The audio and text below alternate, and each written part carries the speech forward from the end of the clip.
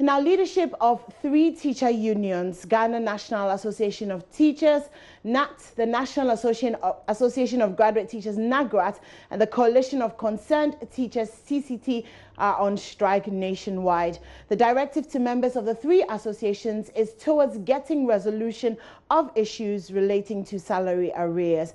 The statement issued and signed by the unions said it is with profound justification, due to the inertia of the Ministry of Education and the GES, the National Labour Commission and FWSC, that we advanced our interest to proceed with the strike action on the 19th of December 2019 until all salary arrears are settled. Listen to the representatives of NAT and CCT who spoke earlier on the AM show. We cannot answer yes to this. You have 30,000, and we said that the numbers they have problems with, isolate those numbers and verify them. So that's your position. So that's what they said. If you claim you have problems with some number, verify them. We have said that out of the 30,000 plus teachers, those names that have challenge, or the GS has challenges with, they should isolate those names, and the remaining 29,000 plus should be paid.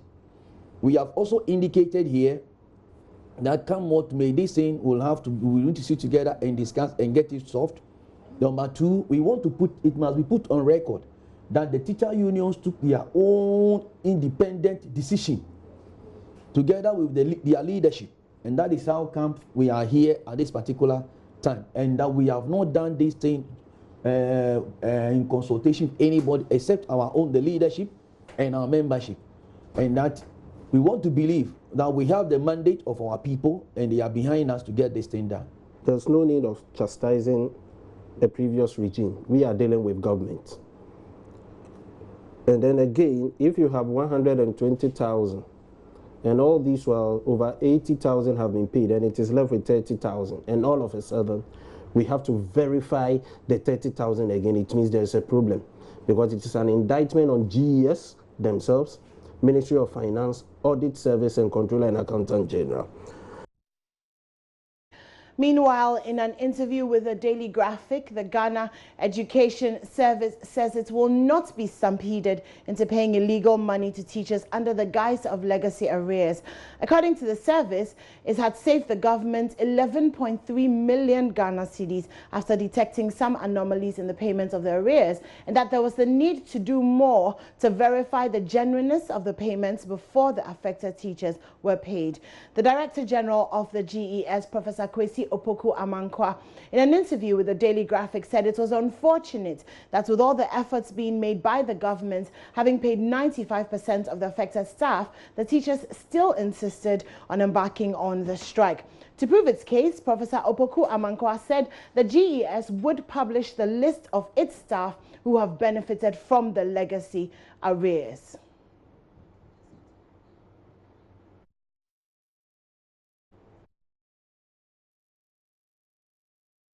Take a listen to the PRO of the Ministry of Education. He was on the AM show earlier this morning.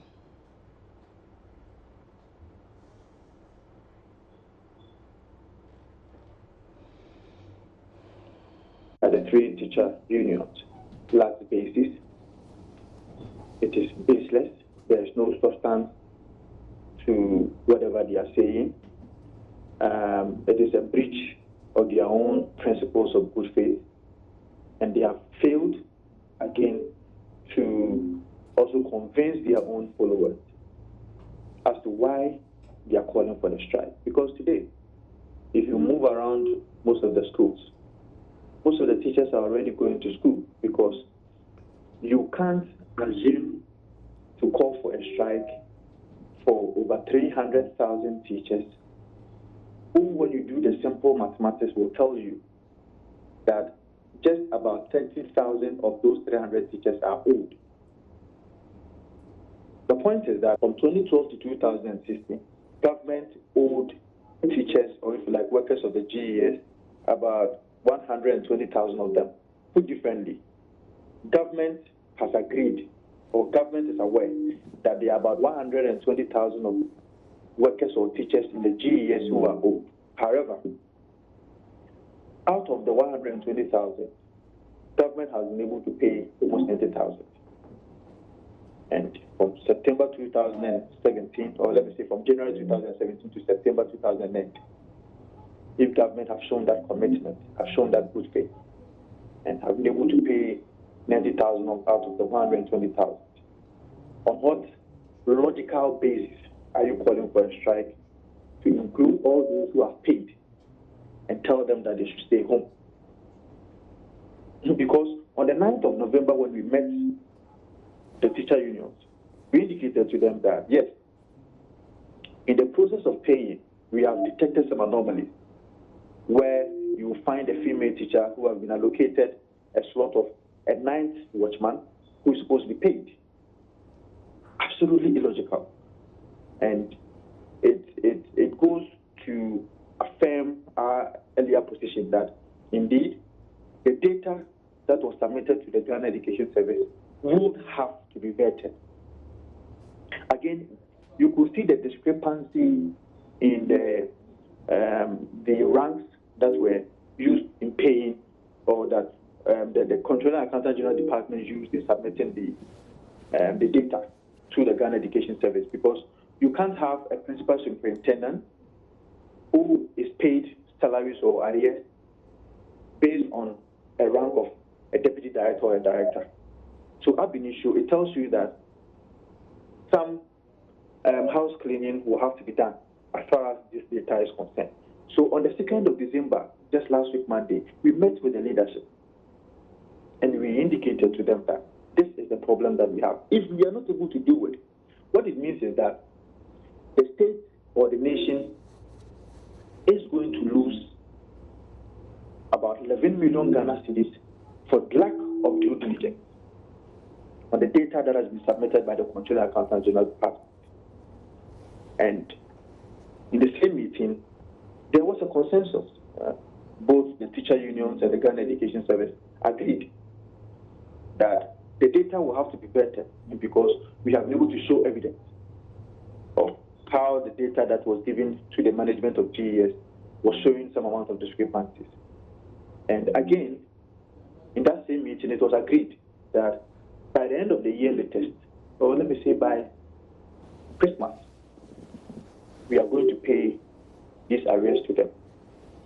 It only came to us as a surprise when the dates that they themselves signed onto, or they themselves agreed that we are supposed to be paying the rest of the arrears or salaries that we owe them, only for us to see them on Thursday calling for a strike, especially when their own followers was not even aware, because it was even after the press conference that they declared the strike that they had to go back to inform their followers that they have called for a strike. And so the point really is, who calls for a strike for a smaller number of a group of people who are affected because of a decision of a particular administration? That same union has failed to lambast or chastise that particular administration for bringing about a certain 3-month policy that sought to erase most of the arrears that were supposed to be paid.